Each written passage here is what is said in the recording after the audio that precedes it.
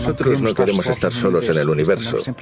Por eso siempre estamos buscando algo. Inclusive en la Tierra lanzamos sondas con la intención de conectar con alguien. Y ese contacto fue descubierto por el científico Stephen Hawking hace poco tiempo y puede no resultar muy bueno.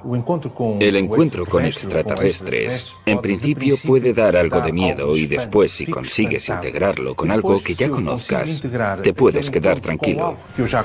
Puedes pensar que es algo extraño e intentar entender lo que va a pasar a continuación. Si yo no integro ese contacto que ya conozco, seguro que voy a tener miedo. Si el comportamiento de esos extraterrestres que vienen a nuestro planeta es el mismo que hemos seguido nosotros cuando se han producido las diferentes colonizaciones, la verdad es que es para temerle. Incluso nosotros, los españoles y los portugueses, nos adelantamos a descubrir nuevos mundos y nuevos recursos y no respetamos la voluntad de esas poblaciones, obligándolos incluso a la esclavitud. Si ellos fueran tan bárbaros con una tecnología superior, estaríamos acabados. Tratando un acto absolutamente inédito en la historia de nuestra civilización, seguramente la parte emocional, la parte fundamentalmente orgánica, será de esperar una reacción muy emotiva, muy fuerte. Un contacto eventual con una inteligencia u otra es lo que vamos a tener que afrontar en el futuro. No sabemos qué riesgo supondría un supuesto contacto con una entidad alienígena. Los peligros abarcarían desde el más que probable contagio con organismos desconocidos en nuestro planeta, hasta los diversos trastornos psicológicos ocasionados ante acontecimientos que escapen a nuestra comprensión. Nosotros no sabemos hasta qué punto no puede haber un contagio con otras criaturas. En el caso de la Varginha en Brasil, el supuesto médico militar que estuvo con la supuesta criatura, el señor Paulo, murió pasados 2 días, víctima de un colapso del sistema inmunitario. El contacto con extraterrestres, a través de cualquier medio, depende de la persona que lo va a hacer y de cuál es su intención. Puede ser muy peligroso si la persona no está centrada y no tiene conocimiento científico y se cree todo aquello que va a ver, que va a tener un contacto real con ellos en ese momento. Pero esto puede ser únicamente algo imaginario y ver una proyección de aquello que realmente desearía ver. Por lo tanto, en ese caso hay realmente peligro. Si no hay un estudio de aquello que se hace en esa adhesión a esa nueva filosofía, esa persona no tiene un conocimiento científico. Es mejor no meterse en este tipo de investigación, porque es peligroso.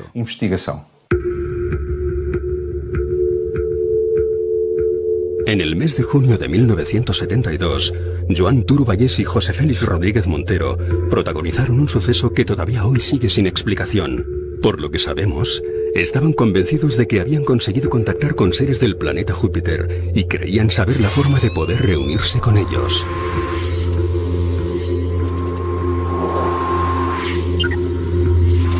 Junto al sumario fueron encontradas algunas fotografías de objetos volantes no identificados, así como algunas psicografías que evidenciaban que estos 2 hombres habían mantenido alguna suerte de contacto con entidades no humanas. José Félix y Joan Turo Vallès decidieron en el mes de junio del año 1972 quedar en el apeadero de Torrebonica, en Tarrasa, y bueno, pues allí decidieron abandonar su cuerpo físico. ¿De qué forma? Permaneciendo tumbados sobre la vía del tren, esperando a que el convoy literalmente los decapitara. Se desplazaron a un punto kilométrico de la vía Madrid-Barcelona para que el tren les decapitara, dejando sobre sus pechos un lacónico mensaje: los extraterrestres nos llaman. Lo que ocurrió la noche del 19 al 20 de junio de 1972 sigue siendo un enigma cuando aparecen los 2 cadáveres. La pregunta es quién les ayudó para que aguantaran el miedo a ese tren que se les venía encima, y luego los detalles, sobre todo ese papel con ese mensaje. Hubo una tercera persona que les tuvo que ayudar.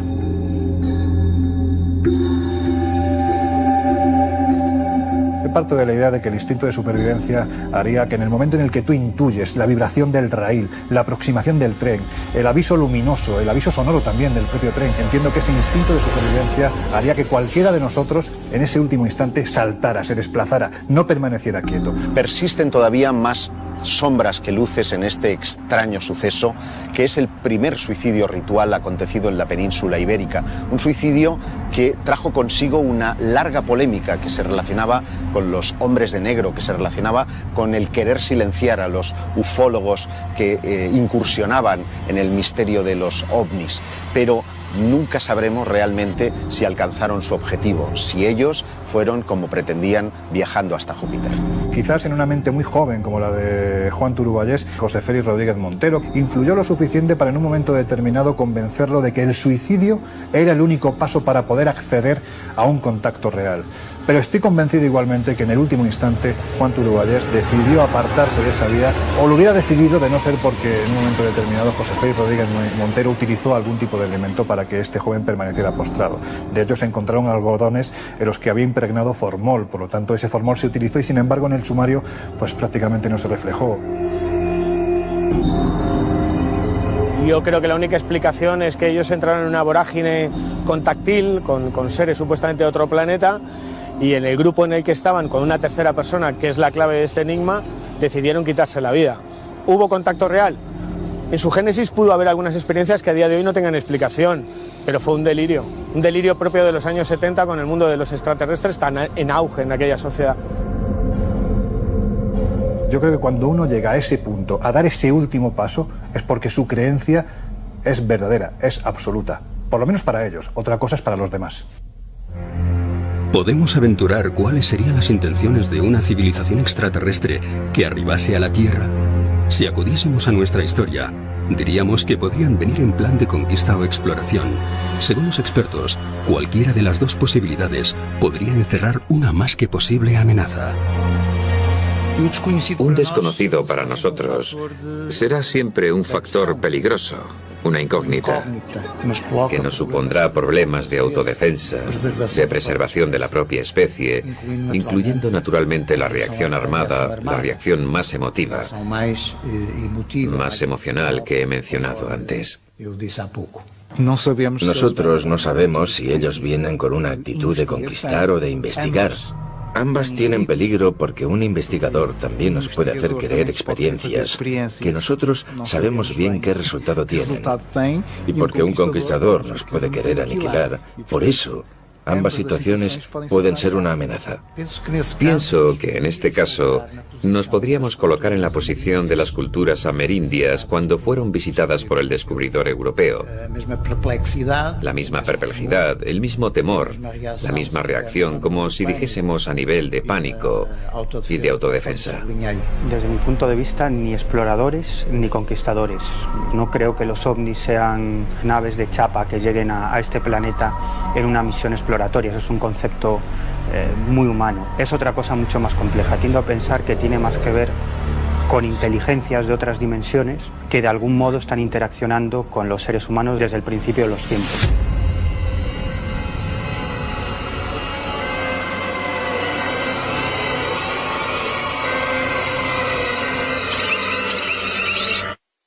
Hay muchos investigadores dentro del fenómeno OVNI que están convencidos de que somos una especie de cobaya, ¿no?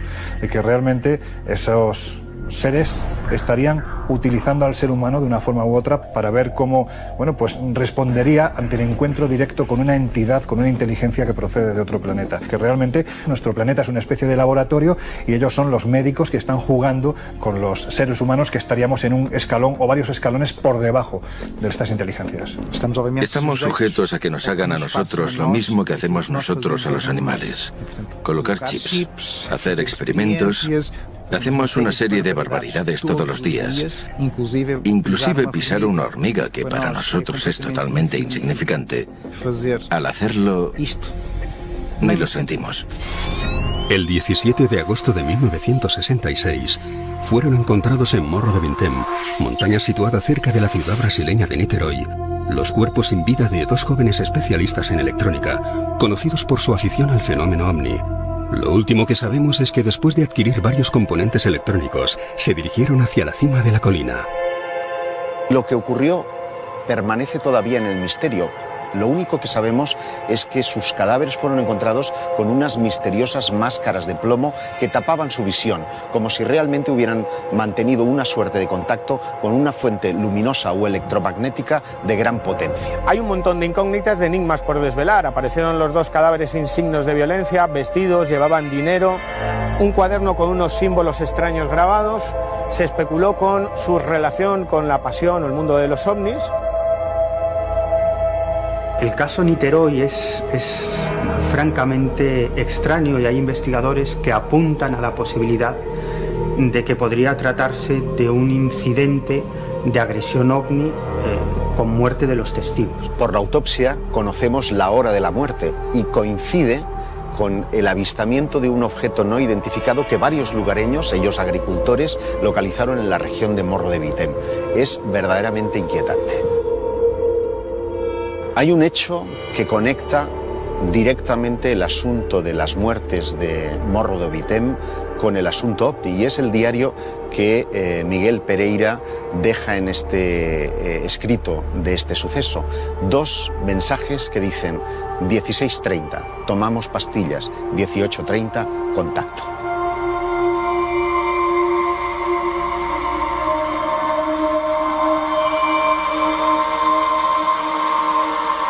Imaginemos que todo es cierto, que hay grupos, colectivos, que mantienen contacto con seres de las estrellas a través de telepatía o de otros sistemas no físicos.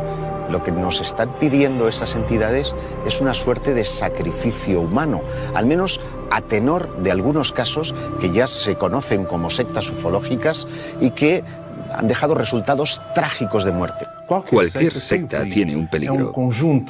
Es un conjunto de personas que vive en una situación cerrada, donde el líder tiene un poder terrible sobre los otros y no permite intercambio de información con el exterior. Yo diría que en cualquier secta es un peligro entrar, sea de tipo político, religioso o de creencias extraterrestres. Uno de los casos más conocidos es el de Heaven's Gate, ¿no? El de la Puerta del Cielo, que en realidad se trataba de un grupo de personas, un grupo sectario, que acabó suicidándose porque creían que una nave extraterrestre llegaba a la Tierra protegida por un meteorito y que tenían que abandonar sus cuerpos para subir en espíritu a ese ovni. Otro suceso trágico es el de la Orden del Templo Solar, en un cantón de Bélgica y también en Quebec, en Canadá, donde sus miembros fueron todos literalmente asesinados. Si hay un caso en el que los expertos han defendido a capa y espada que se produce la intervención directa de unos extraterrestres que de una forma u otra están experimentando con una serie de retrovirus que se les escapan y que finalmente acaban con la vida de una persona, concretamente con la vida de Margot Shelley, la hija de la marquesa Ruiz de Liori, pues es el caso célebre de la mano cortada. Parece tener una especie de conexión con una parcela muy concreta del asunto OVNI, que es el planeta Humo. Por una carta que estos presuntos extraterrestres mandan a una serie de contactados en el año 71, se establece que unos misteriosos médicos nórdicos habrían amputado la mano de su hija Margot. Una mano que efectivamente apareció junto a otros objetos verdaderamente truculentos en su casa de Albacete. Lo que se nos dice es que hay 2 personas ataviadas con batas blancas, con el cabello largo, rubios. Sería una representación muy típica de lo que eran los extraterrestres para los contactados, especialmente en la década de los 50-60 del pasado siglo. Se dice que esos hombres de aspecto eslavo estuvieron trabajando en los sótanos de la casa que la marquesa tenía en Albacete, concretamente en la calle Mayor, y estuvieron experimentando con seres humanos, también con animales. Como es lógico, la policía no entiende de extraterrestres y Margarita Ruiz de Liori terminó siendo detenida por este suceso. Pero el misterio volvió a la primera plana de la actualidad cuando en 1971 aparece esta carta de los humitas que establece que esos médicos nórdicos altos serían presuntamente estos exploradores extraterrestres que habrían ido a buscar la mano que había amputado la marquesa de Villasante. En los diferentes ejércitos y compañías aéreas del mundo se encuentran archivados cientos de informes de pilotos que han visto e incluso se han enfrentado a objetos voladores con formas y movimientos que no eran capaces de describir. Al parecer, para muchos de estos casos se encontraron explicaciones más o menos plausibles, pero en otros muchos no hubo ninguna justificación. Numerosos pilotos han tenido que salir en misiones de interceptación detrás de ovnis con un resultado dispar. En algunos casos incluso han habido muertes o desapariciones de pilotos después de que se tuvieran que enfrentar a este desconocido fenómeno. Juan Ignacio Lorenzo Torres, un piloto español que en los años 60 vivió un encuentro cercano con un objeto volador no identificado que llegó a colocarse 6 o 7 metros por delante de la carlinga del avión. Él decía que era como si estuviera vivo. Llegó en cierto modo a establecer una comunicación con este objeto volador no identificado que llegó a ser detectado en el radar y generó una investigación oficial por parte del Ejército del Aire. Si un piloto dice que ha visto un objeto volante no identificado, como son tantos y tantos los casos que hay, en los que además ese objeto ha jugado literalmente con la tripulación, con el mismísimo avión, es porque había algo extraño detrás. Ronald Reagan realizó una serie de declaraciones que sorprendieron muchísimo. Reagan llegó a declarar que si en algún momento la Tierra era invadida por una civilización extraterrestre, entonces acabarían las diferencias entre las dos grandes superpotencias de entonces. A partir de ese momento, su gobierno puso en práctica la Iniciativa de Defensa Estratégica, que era una red de satélites que tenía como misión interceptar posibles misiles, pero que parece, a juicio de algunos especialistas y ufólogos, que tenía un propósito oscuro, y era protegernos de una amenaza extraterrestre.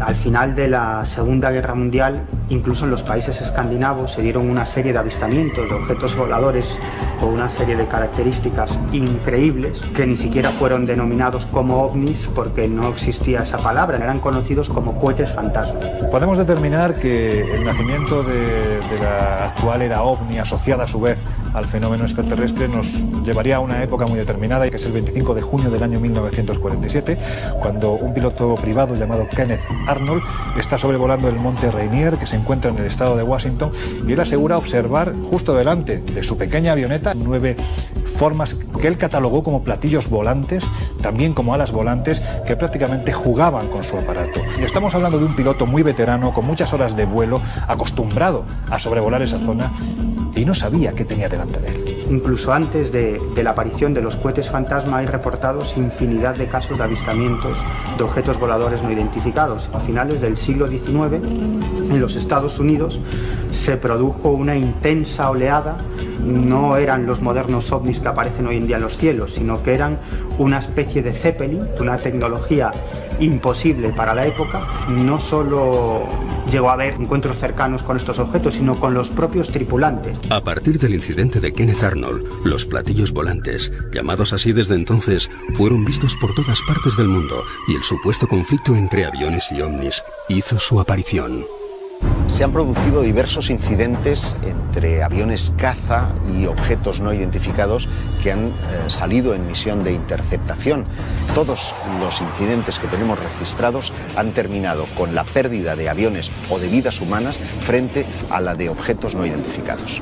En la base aérea de Zaragoza se observó un objeto no identificado sobre los militares y los militares abrieron fuego contra ese extraño ovni.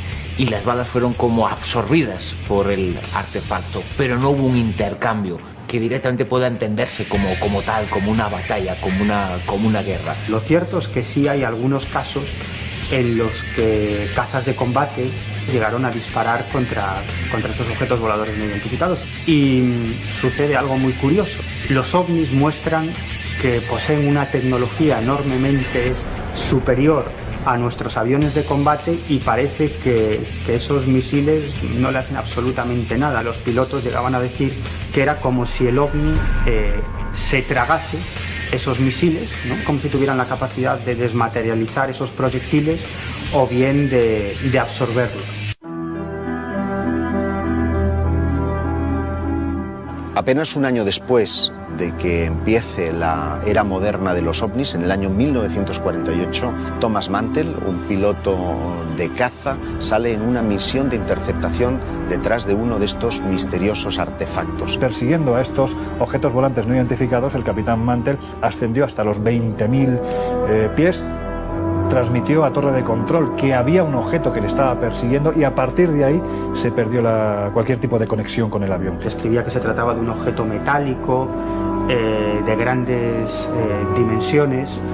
Por mucho que ascendía, parecía que nunca podía alcanzar ese objeto volador no identificado. En la última transmisión que se capta en la torre de control de la base militar de Goodman, Thomas Mantell asegura primero que uno de los objetos le está persiguiendo cuando él está iniciando precisamente la labor de interceptación. Esto además lo transmite presa de cierto pánico. A partir de ahí se pierde la comunicación y lo siguiente que se sabe de Mantell es que su avión se ha estrellado a varios kilómetros de la base. Lo curioso es cuando los técnicos examinan los restos del avión y encuentran en el fuselaje una suerte de orificios como si hubiera sido empleada una arma tecnológica. Hay investigadores que defienden que en realidad el OVNI derribó al caza de Thomas Mantell porque se aproximaba demasiado.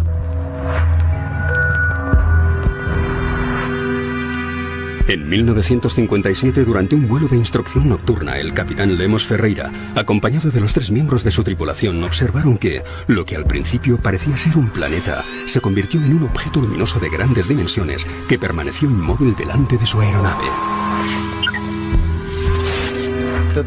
Tenemos aquí 4 personas cualificadas con una alta capacidad para el vuelo nocturno que se enfrentaron a un fenómeno luminoso que creció y aumentó su dimensión y causó perplejidad contra la naturaleza, contra su origen, y que también llegó a poner en riesgo la propia vida de los 4 pilotos que se encontraron.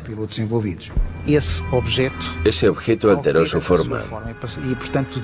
Por lo tanto, de una pequeña esfera pasó a ser algo parecido a un dedo doblado con un color como el hierro incandescente, como un rojo vivo incandescente. Y de dentro de ese objeto salieron 3 pequeñas esferas que rodeaban el pequeño objeto. Obviamente, los pilotos se quedaron aún más perplejos, digámoslo así, maravillados con este fenómeno, pero notan que de repente ese conjunto de objetos hace una maniobra descendente y se lanzan contra los aviones. Si el avión viene así, el objeto se lanza contra él. Obviamente los aviones tuvieron que hacer todas maniobras de emergencia para no chocar no solamente contra el objeto, sino también contra ellos mismos. La cuestión fundamental ahí es que las leyes de la física muchas veces pensamos que son inmutables y eso no es verdad. Cuando observamos las leyes de la física y nos preguntamos si esto convive con estas leyes físicas o no, es como si nos estuviéramos preguntando si realmente hay algo que coincida con la realidad, partiendo del principio que nosotros conocemos como idealidad. La propia Fuerza Aérea emitió un comunicado escrito en el que, en fin, atestaba la competencia de los pilotos que tenían decenas de horas de vuelo. Por lo tanto, eran personas lúcidas, capaces, y por ello no ponían en duda lo que había ocurrido, pero tampoco sabían explicar lo sucedido. Pero tenemos en la península ibérica otra zona donde concurre todavía más fenómenos relacionados con los ovnis y donde incluso la NASA estuvo buscando una presunta base extraterrestre. Hay zonas donde hay más avistamientos de no identificados, de objetos volantes no identificados. Yo no sé si son las zonas o son los lugares donde más miramos al cielo. Ignoramos cuáles son las causas que hacen que una determinada montaña o una determinada localización atraigan sobremanera a los tripulantes de esos objetos no identificados. Pero lo que sí sabemos es que muchos de ellos coinciden con lugares que desde la más remota antigüedad han sido considerados sagrados. Es que en determinados momentos y en determinadas zonas los ovnis aparecen de forma masiva. Me estoy refiriendo a las oleadas de ovnis. La última gran oleada de ovnis que tuvo lugar en Europa se produjo en el noroeste de la península ibérica. Desde finales del año 95 hasta mediados del año 96, cientos y cientos de casos, no solo de avistamientos, sino de filmaciones de ovnis, de aterrizajes, casos con implicación militar.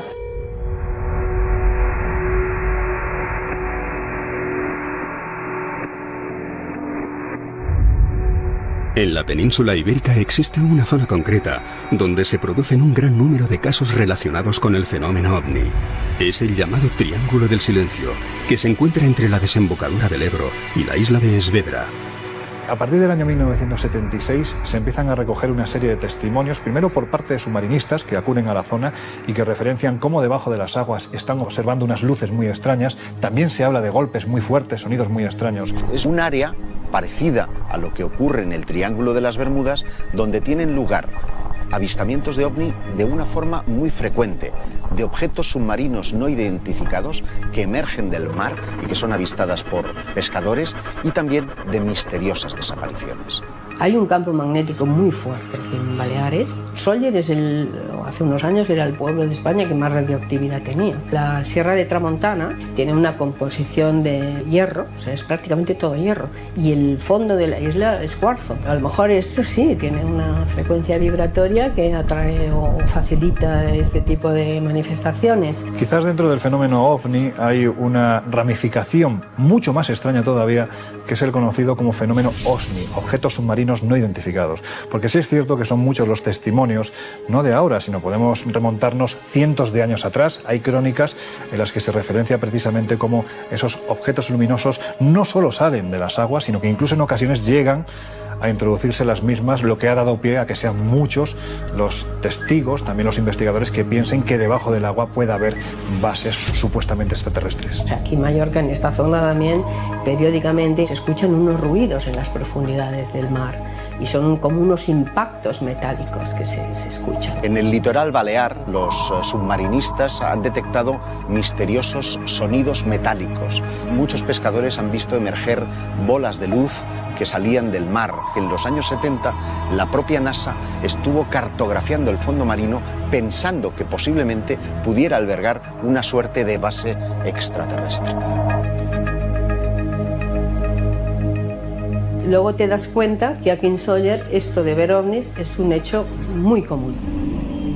Me fui encontrando con casos pues, de gente, cazadores, por ejemplo, pues, que estaban yendo por una zona que se llama Esbarranc, yendo a cazar a las 4 de la mañana y ven un ser, ¿no?, que está flotando y sale un foco de su plexo solar hacia ellos. Estos dos señores que van con un perro pues se asustan, iban armados con escopetas, claro, y le disparan, pero aquello ni se inmuta, ¿no? Notan que se empieza a elevar y finalmente aquello se transforma en una masa de luz, una esfera grande, y sube lentamente y se aleja.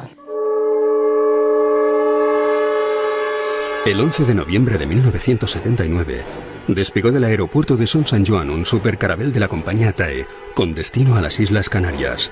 Cuando sobrevolaba el Triángulo del Silencio, emergió del mar un objeto no identificado que obligó al aparato a tomar tierra en el aeropuerto de Valencia. Este incidente dio lugar al conflictivo Expediente Manises.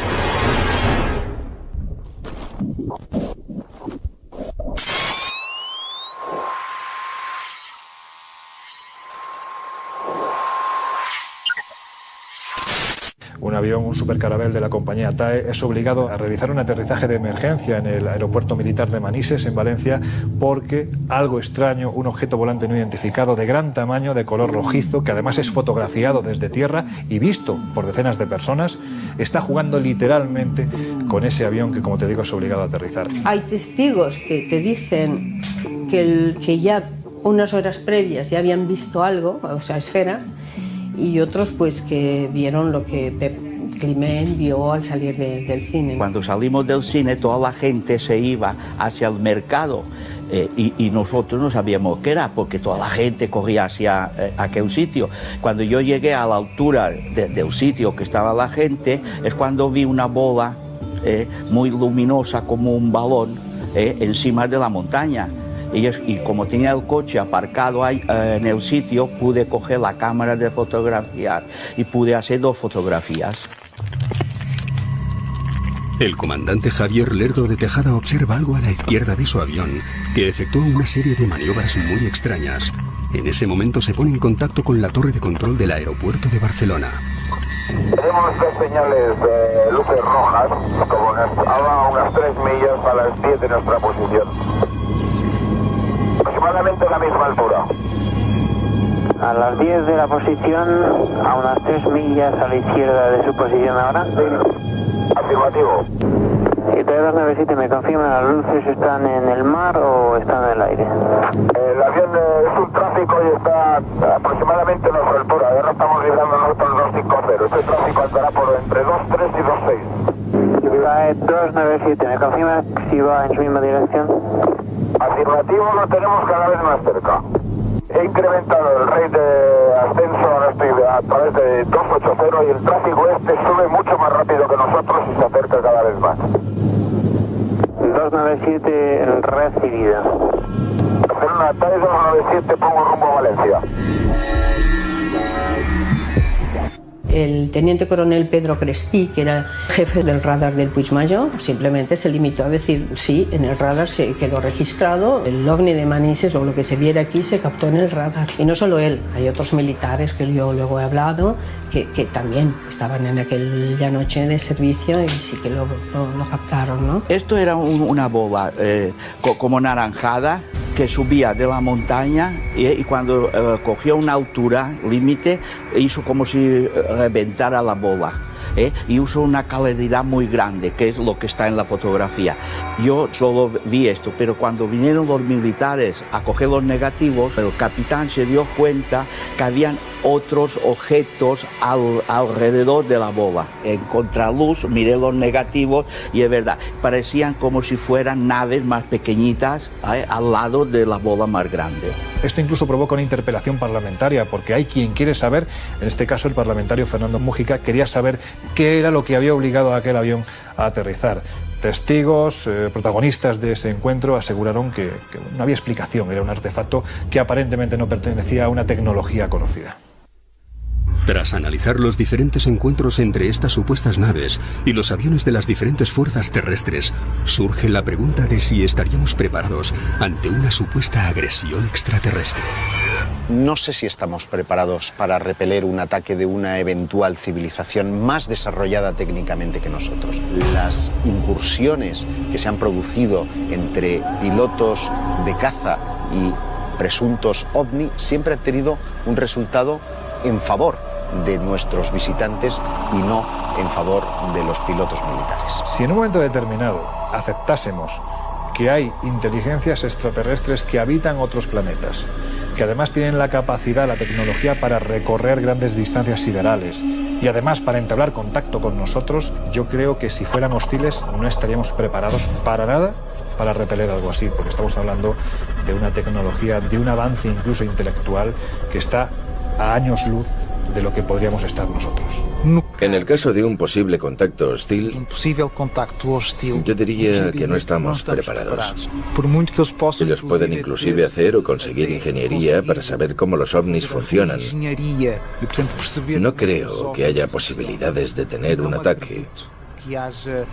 Básicamente sería como una escena salida de la Guerra de los Mundos. Aterrador. Evidentemente, cuando hablamos de un fenómeno que se salta todos los protocolos de seguridad de los espacios aéreos de los diferentes países, eso es algo que tiene que interesar obligatoriamente a los estamentos militares. Y es evidente que se han creado desde hace décadas a esta parte oficinas pues dedicadas exclusivamente a recabar testimonios de pilotos comerciales, de pilotos militares, testimonios también de gente de a pie que en un momento determinado han tenido un encuentro lo suficientemente contundente como para ser investigado. Robert T. formó parte de la comisión que en los años 60 estudió los denominados Force Fighter, que eran unas pequeñas esferas que acompañaban a los aviones de las fuerzas aliadas en la Segunda Guerra Mundial. La comisión ya había hecho una estimación o valoración de la posible defensa. Si eso fue en los años 60, estamos en 2014. Con seguridad estarán mucho más avanzados. Pero hay un elemento, diría, más inquietante, y es que hay rumores que apuntan a que la propia NASA o la Agencia Espacial Europea tendría departamentos al uso para el estudio y prevención de lo que hemos dado en llamar fenómeno ovni. Sucedió hace 50 años, pero es la primera vez que lo cuenta públicamente.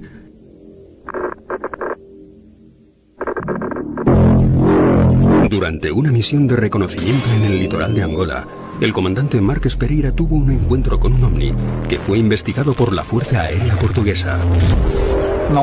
En altura, el comandante capitán Márquez Pereira estaba volando con su avión tripulado con más de 7 u 8 tripulantes. Y al final de la tarde hubo un silencio de radio, esperando una indicación por parte de la fragata para accionar su radar y detectar cualquier movimiento sospechoso debajo del agua, y de repente comenzamos a ver por el lado de tierra dos luces. Una inicial verde y otra azul o roja, incandescente, colorida, que parecían dos aeronaves jugando. Nosotros estábamos en la oscuridad, sin el radar y sin nada. Y entonces yo rompí el silencio. Encendí la radio y hablé con la torre de control. Pregunté si había tráfico en la latitud de Dambrís, que era una ciudad en Luanda. La torre dijo que no había nada de tráfico y continuaron jugando aquellas dos luces diferentes. Después recibimos del barco un mensaje: operación inmediata, para dirigirnos hacia el barco. Conectamos el radar y nos dirigimos lógicamente hacia él. En ese momento, una de las luces, la que estaba más azul, se dirigió hacia nosotros con una velocidad casi instantánea, transformándose a medida que venía hacia nosotros en un objeto redondo, azul y blanco, sin detalles, y se aproximó completamente hacia el morro del avión. Y allí fue donde se paró. Fue una cosa totalmente inesperada y terrorífica, porque las pocas ventanas se iluminaron por dentro completamente. La colisión con el avión parecía inminente. Fue algo que nunca había visto. Mi reacción fue girar el avión porque no quería colisionar, y aquello tuvo un comportamiento curioso, porque no me hizo daño, pero mantuvo su posición relativa, como si perteneciese al avión. Y estuvimos así dando la vuelta durante unos 30 segundos. Al final, tal vez el sentimiento inmediato de que eso era una cosa inteligente, algo que estaba allí no por casualidad, sino por voluntad, era inteligente. Nos observaba porque después se fue y desapareció.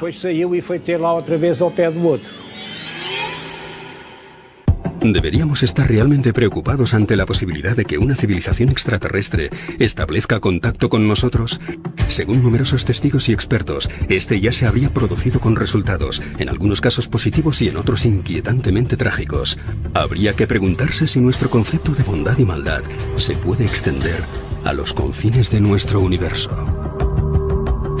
Si quisieran ponerse en contacto con nosotros, estoy convencido de que ya lo habrían hecho. Yo creo que no se trata de una fantasía, por lo menos a nivel subjetivo. Cada persona tiene su realidad, y para esa persona esto ha sido muy real.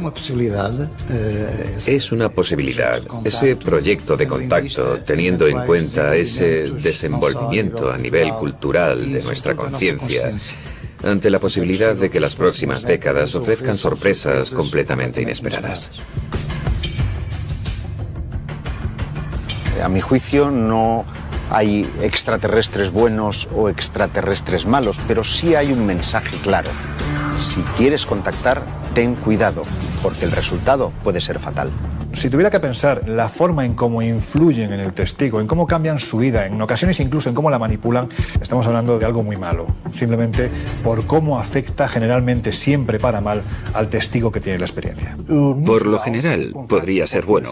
Bueno porque trae más conocimientos de tecnología. Porque trae más conocimientos de avances, que yo diría también a nivel espiritual. ¿Estamos o no amenazados? No lo sé. Es una respuesta compleja, porque nosotros mismos podemos desencadenar una amenaza con nuestra hostilidad, porque pensemos que estamos disparando primero, y eso es hostil por nuestra parte. Por eso estamos creando la propia amenaza, una reacción por la otra parte.